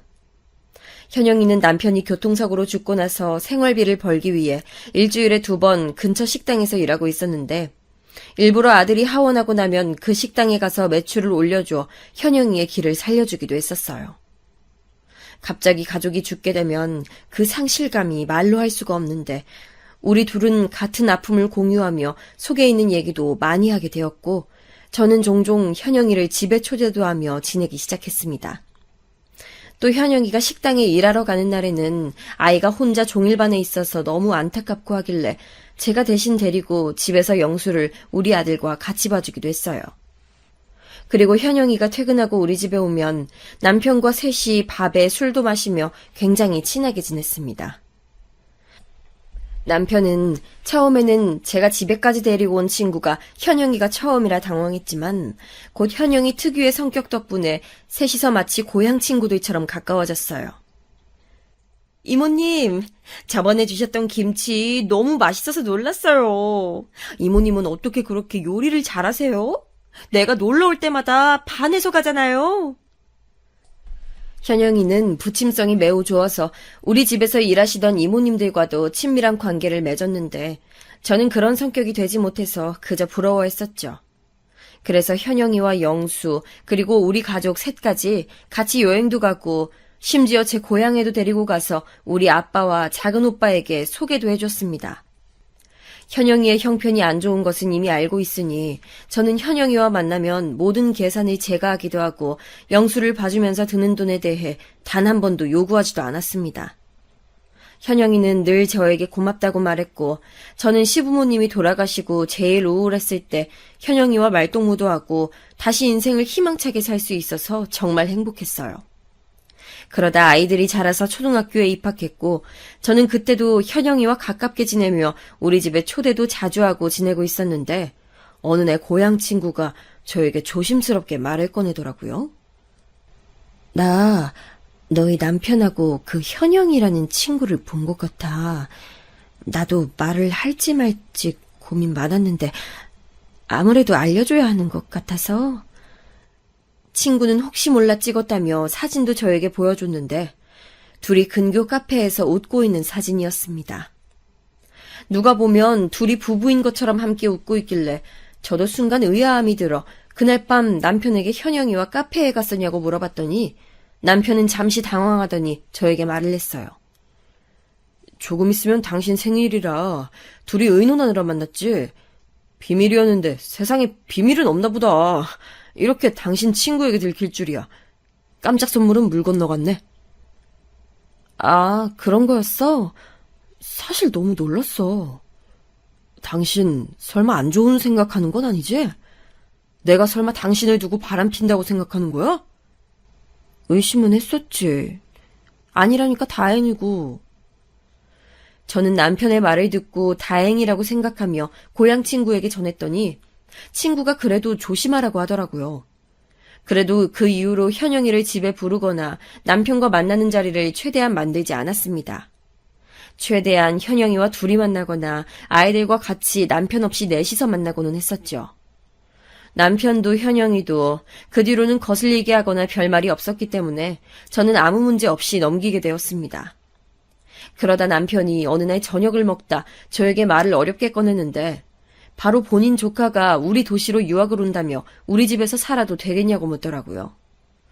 저는 돌아가신 시부모님이 생각나기도 하고 저도 학생 때 여기로 왔던 기억이 나서 알겠다고 하고 남편 조카를 데리고 살게 되었습니다. 남편 조카는 여자아이였는데 조카를 보니까 제 어릴 때가 생각이 나더라고요. 그때 저는 그래도 언니가 있어서 외롭지 않게 살 수 있었는데 조카는 남편 말고는 의지할 대상이 없어서 안타깝더라고요. 그래서 저는 조카를 정말 제 아이처럼 생각해서 지극정성으로 돌봐줬습니다. 학부모 참관 수업을 하면 제가 대신 가고 조카가 소풍 가거나 부모 도움이 필요한 모든 일에 제가 나서줬어요. 남편은 저에게 그렇게까지 안 해도 된다고 했지만 저는 그냥 단순히 어린 것이 타지에 와서 고생하는 게 안쓰럽고 제 생각이 많이 나서 그랬습니다. 제가 그렇게 본인에게 잘해주니까 조카도 본인 삼촌보다 저를 더 따르더라고요. 제 아이 민수는 아들이었고 남편과 저는 둘째 계획은 없던 터라 조카를 제 딸처럼 생각했었죠. 그렇게 조카를 돌보느라 정신이 없으니 현영이와도 자연스럽게 예전처럼 붙어 다니진 못하게 됐습니다. 그래도 아예 만나지 않은 것은 아니었고 일주일에 2-3번은 만났었죠.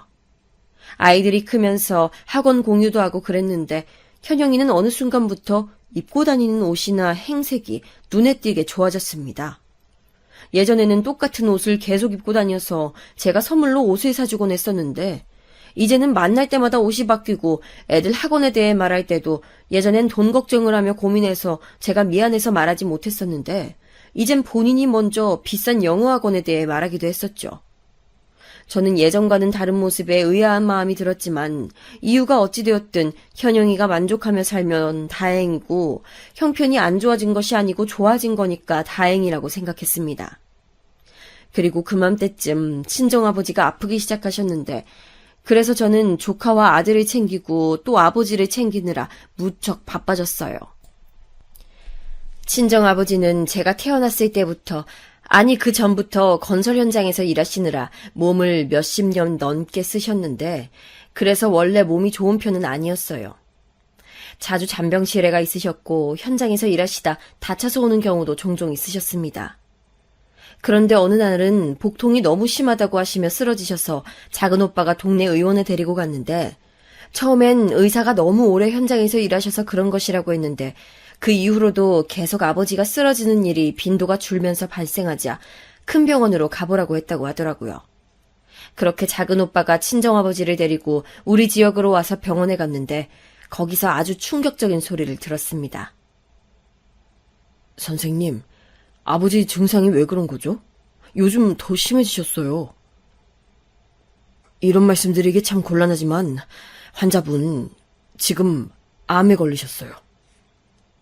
왜냐하면 아버지는 위암 말기였기 때문이에요. 초기도 아니고 말기고 의사는 우리 남매에게 살 날이 얼마 남지 않으셨다고 말씀했습니다. 병원 치료에 의존해서 생명을 몇 개월 늘리느니 차라리 가족분들과 여생을 보내는 게 훨씬 나을 것 같다 하셨죠. 그러면서 이 정도까지 될 때까지 고통 때문에 힘들었을 텐데 일부러 가족들 생각해서 말을 하지 않은 것 같다고 아버지를 잘 챙기라고 하더라고요. 저와 작은 오빠는 그 말을 듣고 얼마나 울었는지 모르겠습니다. 이 사실을 바로 큰 오빠와 언니에게도 알렸고 아버지에게도 사실대로 말했더니 아버지도 무슨 치료냐고 살 만큼 사셨다고 최소한의 치료만 하면서 고향에서 여생을 보내고 싶으시다고 하셨어요. 그래서 정말 대학병원에서 최소한의 치료만 하셨는데 저는 암 치료가 그렇게 비싼 줄 그때 처음 알았습니다. 그리고 아버지는 시골에 사셨기 때문에 병원 진료를 하러 제가 사는 곳에 오실 때마다 택시를 타셨는데 그 돈도 만만치 않았고요. 남매가 다 돈을 모았지만 사실 어릴 때부터 가난하게 자랐고 또 큰오빠와 언니는 이미 가정이 있어서 돈을 많이 내는 것이 무리였습니다.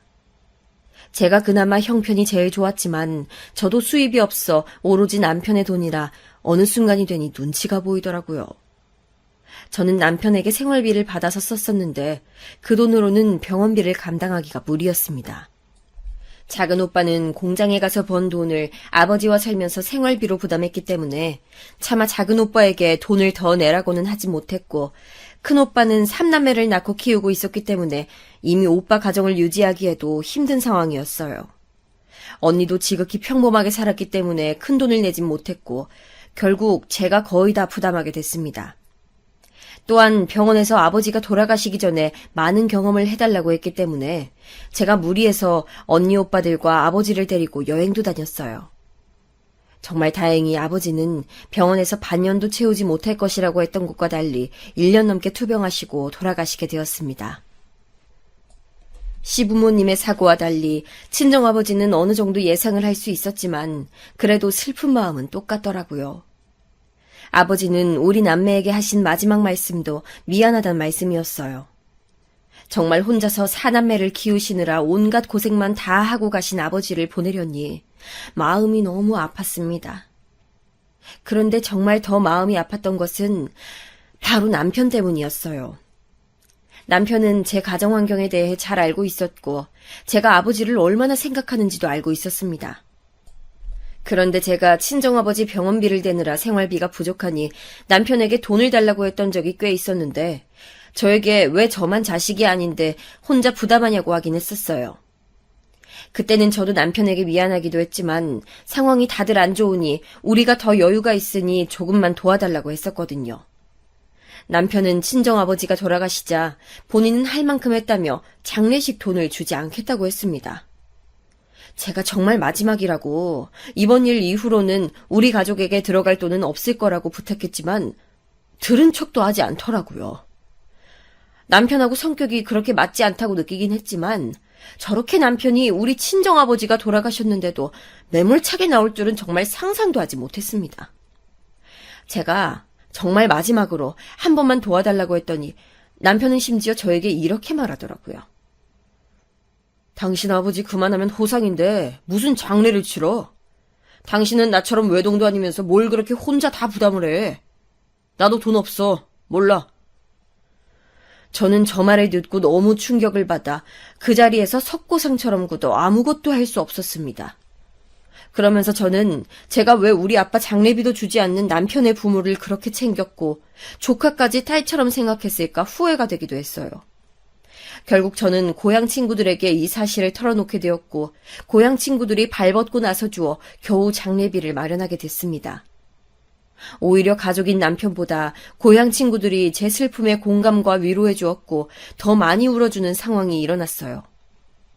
저도 남편에게 너무 실망했지만 일단 친정아버지 장례가 우선이니 일단 손님 맞이를 하느라 바빴습니다. 그런데 장례가 끝나고 제가 집을 많이 비웠기 때문에 아들과 남편 조카를 챙기러 집에 들어갔는데 저에게 조카가 오더니 말을 꺼냈어요. 사실 계속 말을 하려다 말길래 제가 주저하지 말고 말해달라 했는데 아주 충격적인 소리를 듣게 됐어요. 바로 제 남편이 우리 아버지 장례식 때 밤에 현영이를 만났다는 소리였습니다. 현영이는 정말 고맙게도 장례식장에 와줬는데 조카가 혼자 집에 돌아가다 우연히 길을 잘못 들어 골목길로 가게 되었는데 거기서 남편과 현영이를 보았다고 하더라고요. 그냥 둘이 있었으면 말을 하지 않았을 텐데 둘이 끌어안고 누가 봐도 불륜이라고 했습니다. 저는 정말 너무 충격을 받았고 이제야 왜 남편이 저에게 점점 냉담해졌고 아버지 장례비까지 아까워했는지 이해가 가기 시작했어요. 저는 남편 성격이 점점 변해도 나이가 들면서 자연스럽게 변한 줄 알고 최대한 그 성격에 맞춰주려고 노력했었는데 남편은 오히려 바람을 피우고 있었더라고요. 그러면서 예전에 제가 현영이와 친하게 지냈을 때 근교 카페에서 둘을 발견했던 친구가 해줬던 말도 생각이 났습니다. 이미 그때부터 저 몰래 둘이 살판 났던 것 같았던 게 마침 제가 그 이후에도 남편 조카를 돌보느라 바빴고 그 이후엔 우리 친정아버지가 아프셔서 돌보느라 바빴었기 때문입니다. 그리고 이제야 왜 현영이가 갑자기 생활 형편이 나아졌는지 이해가 가기 시작했어요. 저는 단순히 일하는 요일이 늘었거나 혹은 다른 좋은 일이 생겼나 보다 했었는데 알고 보니 남편이 돈을 주었기 때문이더라고요. 그것도 모르고 저는 현영이 형편이 안 좋다고 예전처럼 만나지 않아도 종종 챙겨주곤 했었죠. 전 이미 머리로는 알고 있었지만 차마 제 입으로 남편에게 너 바람났냐고 묻지를 못하겠더라고요. 아마 슬프게도 남편은 예전과는 달리 수긍할 것 같아서 그랬던 것 같아요. 당장 바람났다는 것을 알고 제일 먼저 든 생각은 아들이었습니다. 남편이 저에게 저렇게 매정했던 것과는 달리 아들한텐 정말 잘했기 때문에 아들에게 이 사실을 알려야 하는 건지 아니면 그냥 내가 꾹 참아야 하는 건지 고민이 많이 됐어요. 조카도 제 아들이 걱정된다고 말하면서 저에게 삼촌보다 외숙모가 더 좋았기 때문에 말하는 거라 하더라고요. 제가 여기 살면서 삼촌한테는 실망만 했는데 외숙모한테는 도움만 받아서 그냥 지나칠 수가 없었어요. 저는 이 사실을 저에게 알려준 조카에게는 그저 고마운 마음만 들었습니다. 남편이 변했다는 사실을 알고 있었지만 이렇게 확실히 확인 사살을 받으니 마음이 너무 아팠지만 저는 이 사실을 가족들에게 알리지도 못했습니다. 아버지가 돌아가신 지 얼마 되지 않았기 때문에 이 소식을 알리면 가족들이 아버지 보낸 슬픔을 온전히 느끼지도 못하고 제 걱정 때문에 또 마음 아픈 일이 생기는 것은 제가 원치 않았기 때문이에요. 남편은 그날 밤늦게 돌아와서 피곤하다고 바로 잤는데 저는 정말 배신감에 잠을 잘 수가 없어서 밤을 꼬박 새웠습니다. 남편에게 배신감이 드는 동시에 현영이한테도 정말 괘씸한 마음이 들었던 것이 저는 정말 현영이에게 친구로 도와주는 것을 넘어서서 인간 대 인간으로 챙겨줬기 때문이에요. 그런데 그렇게 도움받을 것은 다 받아놓고 뒤에서는 제 남편과 바람이 났다니 정말 충격이 너무 컸습니다. 그렇게 아무한테도 말을 하지 못하고 있었는데 며칠이 지나고 저는 더 충격적인 일을 발견하게 됐어요. 제가 남편의 바람을 알고 머리가 너무 아팠지만 그래도 조카와 아들은 챙겨야 해서 애들 먹이려고 백화점에 들렀는데 거기서 제 눈으로 남편을 발견하게 됐어요. 남편을 보고 예전처럼 기쁘진 않았고 혹시나 해서 뒤를 밟았는데 남편은 명품 매장에 들어가더라고요. 계속 지켜봤더니 현영이가 매장으로 들어왔고 둘은 마치 부부처럼 딱 붙어서 가방 구경을 하더니 남편은 집에서는 볼 수 없었던 미소로 웃으며 가방을 결제하더라고요. 저는 그 모습을 지켜보는데 정말 비참하고 또 너무 슬펐습니다. 우리 아버지 장례비는 호상이니 뭐니 하면서 돈도 아깝다고 보태주지 않았으면서 상간녀한테는 명품 가방을 사주다니요. 이게 말이 된다고 생각하시나요, 여러분? 저는 그 자리에서 바로 가서 따지고 싶었지만 애써 마음을 꾹 눌렀습니다. 남편은 저와 결혼 생활을 그렇게 지속하면서 명품 가방을 한 번도 사준 적이 없어서 더 속상했어요. 그렇게 충격적인 광경을 목격하고 집으로 돌아와 애들 밥을 먹이고 안방에 멍하게 있는데 남편이 들어왔습니다. 남편은 현영이한텐 정말 드라마에 나오는 남자처럼 환하게 웃어줬으면서 저는 본 척도 하지 않더라고요. 저는 정말 너무 비참했지만 더 슬펐던 것은 제가 따진다고 해결될 일이 아니라는 점이었어요. 저는 가난했고 경제력도 없었기 때문에 정말 남편의 바람을 알고 있어도 할 수 있는 게 없었기 때문에 막막했습니다. 하지만 저를 두고 바람난 남편과 계속 살 수도 없었어요. 아들이 당연히 마음에 걸렸지만 어떻게 살 수 있겠나요? 전 너무 속상했지만 차마 가족들에게 알릴 수 없어서 고향 친구들을 만나 이 얘기를 털어놓게 되었습니다. 친구들은 처음 현영이를 봤을 때부터 촉이 좋지 않았다고 제 편을 들어줬어요. 내가 관상 잘 보는 거 알지? 걘 처음 봤을 때부터 이상했어. 눈웃음 치는 거 봤어? 너무 아니야. 아니, 재영씨 진짜 그렇게 안 봤는데 너무하네. 우리가 고기 팔아주는 게 얼만데. 안 되겠다. 오늘부터 거래 끊어야지. 아니, 네가 재영씨 덕만 봤어? 너도 시부모님한테 얼마나 잘했어. 그리고 자기 조카도 네가 다 봐주고 우리도 일부러 거래 너희 남편하고 했잖아. 친구들은 말을 할수록 괘씸하고 배신감이 심하다고 하면서 당장 이혼하라고 했습니다. 사실 저는 아들 걱정도 걱정이지만 현영이를 소개해준 사람도 저니까 제가 원인이 된 것 같아서 망설이고 있었거든요. 그런데 바람을 피운 놈들이 잘못이지 제가 무슨 잘못이냐고 친구들이 앞다퉈 얘기해주니 저도 제 결정에 확신이 생기기 시작했습니다. 그러면서 정말 바로 고기 납품을 끊었고 그 소식을 들었는지 남편은 저에게 묻기 시작했어요. 당신 현영이랑 바람 폈지? 나 다 알아. 심지어 내가 봤어. 뭐라고? 누가 그래? 예전부터 정말 왜 그래? 당신 의부증이야. 내가 두 눈으로 똑똑히 봤어. 우리 아빠 장례비는 아깝다고 주지도 않더니 현영이한테는 가방까지 사주더라. 당신 나한테 명품 선물해준 적 있어? 그건 또 어떻게 알았어? 당신 이제 미행까지 해? 진짜 무섭다. 의부증도 적당히 해야지. 의부증이 아니고 당신이 바람 피운 거 맞잖아. 당신이 어떻게 나한테 이래? 뭐? 아니, 야, 똑바로 말해. 너야말로 내가 너희 집에 해준 게 얼만데? 이 대화를 시작으로 남편과 저는 이혼하기로 했고 저는 가족들에게도 이 소식을 알렸습니다. 제가 속상해서 울면서 사실 장례비도 주지 않으려고 했었다고 하니 오빠들과 언니는 당장 이혼하라고 했어요. 저는 현영이한테 연락해서 내 남편과 바람 피웠냐고 하니까 글쎄 남편과 반응이 똑같았어요. 저보고 미행했냐고 무섭다고 막 그러길래 제가 불륜은 무섭지 않냐고 하니까 당당하더라고요. 저렇게 철판을 깔아야 불륜도 할 수 있나 봐요. 제가 이 소식을 고향 친구들에게 알리니까 친구들은 이대로 당할 수는 없다고 하며 아주 통쾌하게 복수해줬어요. 친구들은 고향 토박이었고 크게 장사를 하는 친구들은 제가 사는 도시의 상인회와도 아주 친했는데 남편이 바람났고 아주 몹쓸 놈이라고 소문을 내줬어요. 덕분에 남편은 입소문으로 사업이 크게 휘청하게 되었고 그렇게 잘 나가던 고기 장사도 접게 되었습니다. 그리고 친구들은 초등학교 행사에도 따라와서 현영이 아들을 보고 제가 그 유명한 불륜녀 아들이냐고 손가락질했고 현영이는 그 소문을 견디기 힘들었는지 어디로 사라졌어요. 남편은 현영이도 떠나고 본인 사업도 망해버리자 저에게 무릎 꿇고 본인이 미쳤었다고 이제 앞으로 절대 바람 피우지 않겠다고 저보고 제발 본인을 떠나지 말라고 빌었습니다. 저는 남편을 보면서 시부모님이 그렇게 애써서 키우신 사업을 망쳐버린 소감이 어떠냐고 하니까 땅을 치며 울더라고요. 그렇게 불륜을 저에게 걸렸을 때도 당당하다니 사업이 망해버리자 마음이 급해졌나 봅니다. 심지어 남편은 아들한테는 잘했다고 제가 말했잖아요. 저는 아들에게 사실대로 아빠가 영수 엄마와 바람나서 엄마는 이제 아빠와 살지 않겠다고 했더니 아들은 남편 말고 저를 따라온다고 하더라고요. 남편은 아들이 자기를 선택하지 않고 얼굴도 보기 싫다고 했던 것이 정말 충격이었는지 저에게 갑자기 고등학교 때 얘기를 하더라고요. 우리 학생 때 좋았잖아.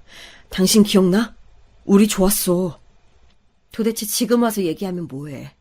그렇게 좋았던 우리 사이 불륜으로 이렇게 된 거 다 당신 때문이야. 내가 잘할게 자기야. 제발. 남편은 사업도 망하고 본인 평판도 망하자 끊임없이 저에게 매달렸어요. 심지어 현영이는 도망치듯 다른 곳으로 이사가서 연락도 되지 않으니까 정말 세상에 본인만 남게 되었던 거죠. 남편 조카는 마침 졸업하고 대학에 가게 되어 집을 나갔고 남편은 주위에 아무도 남지 않게 되었습니다. 급기야 이혼해주지 않겠다고 들어누워서 저는 그동안 모았던 증거들을 법원에 제출까지 하게 됐어요. 당연히 법원에서는 이혼을 받아들였고 남편은 위자료까지 저에게 줘야 합니다. 저는 그렇게 아들을 데리고 고향으로 돌아왔어요. 아들의 교육을 위해 도시에 남을까 생각도 했지만 당장 제가 너무 머리가 복잡해서 잠시 고향으로 왔습니다. 고향으로 돌아오니 참 좋더라고요. 비록 우리 친정아버지는 안 계시지만 정말 든든한 제 고향 친구들과 작은 오빠가 있으니 마음이 얼마나 편한지 모르겠어요. 친구들은 저에게 그 썩을 놈 다시 연락 오면 본인들에게 말하라고 낯들고 찾아가겠다고 했습니다. 이렇게 든든한 친구들과 가족들이 있는데 왜 그동안 고민했던 걸까요? 생각해보면 저는 결혼 생활 내내 사실 남편과 그렇게 좋은 기억이 있지도 않습니다. 그 시절 좋았던 것들을 생각하면 죄다 시부모님과 관련돼 있었어요. 사실 시부모님만 생각하면 아직도 눈물이 나요. 그분들은 정말 좋으셨으니까요. 하지만 그렇다고 남편과 계속 살 순 없었죠. 남편은 그 뒤로도 잊을만 하면 연락이 왔지만 제가 이제 차단해서 이제는 어떻게 사는지 알 수 없습니다. 제 고향을 알고 있으니 올 수도 있는데 남편을 보면 낯들고 찾아온다는 친구들의 협박이 통했는지 코빼기도 보이지 않아요. 저는 그래서 요즘 아들과 제 친정집에서 아주 행복하게 지내고 있습니다. 파란만장했던 제 인생과 결혼 생활 얘기는 여기까지입니다. 끝까지 들어주신 여러분 정말 감사합니다. 여러분들 인생에서는 늘 좋은 일만 있길 진심으로 바랍니다.